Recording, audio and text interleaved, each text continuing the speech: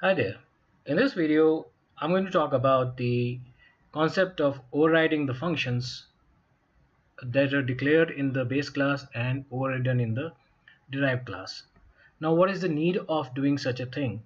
So, if we take the same example of car, which is the base class, and the sports car, which is the derived class, and if I can accelerate it with the speed of 1 kilometers per hour in the base class and accelerate the same thing with a speed of 10 kilometers per hour in the derived class, I can definitely have them included in different function names. So in the base class, if I have it as accelerate, in the derived class, I can have it as excel sports car. So why would I like to uh, you know use the same function name when I can utilize a different function? So the problem arises when there's a function. Let's create a function increase speed. Okay, now we know that the passenger car and the sports car, both of the cars can have the acceleration. Okay, and if I have to increase the speed, I have to pass instance of the base class, because I at certain point I am not aware of what class we would be passed to the function, and all I'm going to do is car increase speed. Okay, sorry, car accelerate. Okay, so what is that going to do is any kind of car is going to use the function of the base class and increase the speed by 1. And if I have a sports car, this would be invalid because the sports car will definitely get accelerated by more than 1 kilometers per hour. So what I'm going to do here is I'm going to use the same function. Okay, and here I have overridden the function name. So whenever I pass in a sports car to the function, which is increase speed, I'm going to use this function of the this function of the sports car rather than the this function of the just the car object. Let's see whether it works or not. We will use it to check out both the speed changes of the sports car and the passenger car. And if I may add the same function here, so that both show the overridden parts of the function, and I'm going to increase the speed by 5, so passenger car can be slowly accelerated while sports cars can have much higher acceleration. And if I have a function increase speed car and where I do a car accelerate, and what I'm going to do is after that is echo dollar car get speed.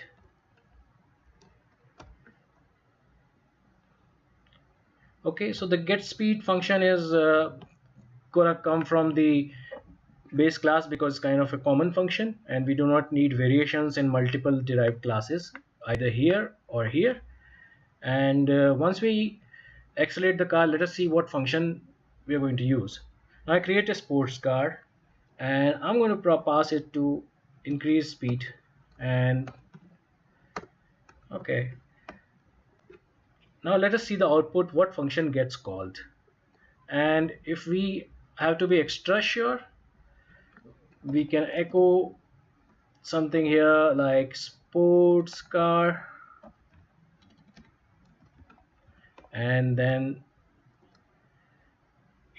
copy it and use a different string, just a car, for example, just a car. Let's run this file and check out what happens now. So you can see that the initial speed of our car was 20 kilometers per hour. We used the function where we increased it to by 10 kilometers per hour, which made it 30 kilometers per hour, and we echoed a string called as sports car. And if we see the output, we can see that sports car has been echoed and the speed has been improved by 10 kilometers per hour. If I just take it off, let's say I remove this function for the time being and I rerun the whole thing, this is not going to fail, but it will accelerate it only by 1 kilometers per hour.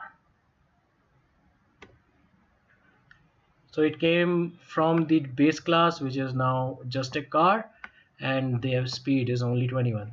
So by deriving it from the base class and then overriding the function, we are able to add different kind of functionality on top of the base class without actually disturbing any of the functions where we are using that function.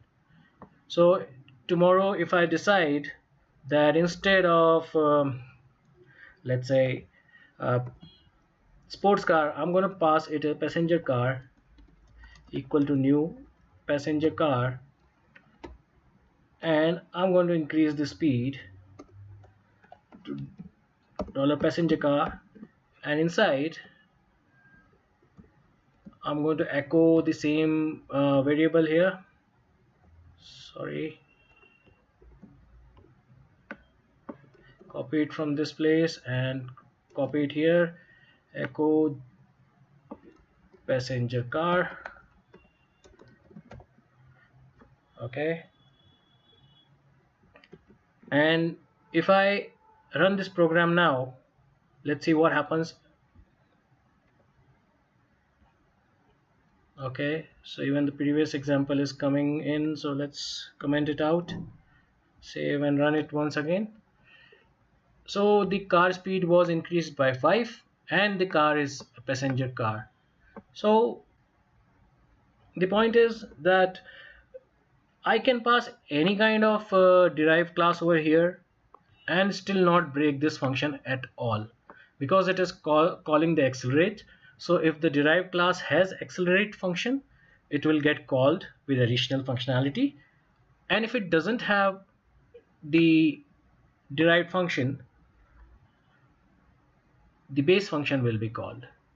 So tomorrow if I decide to have a different kind of car, let's say new variety car,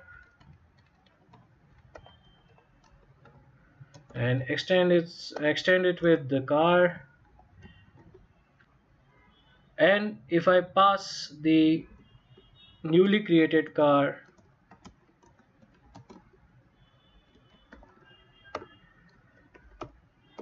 into the function increase speed, we will not have to ever change this function, and that is the biggest advantage of having the overriding part of the function in the class. So I hope this was very clear. Do let me know if you have any questions, and thanks for watching. Please subscribe to my channel. Bye bye.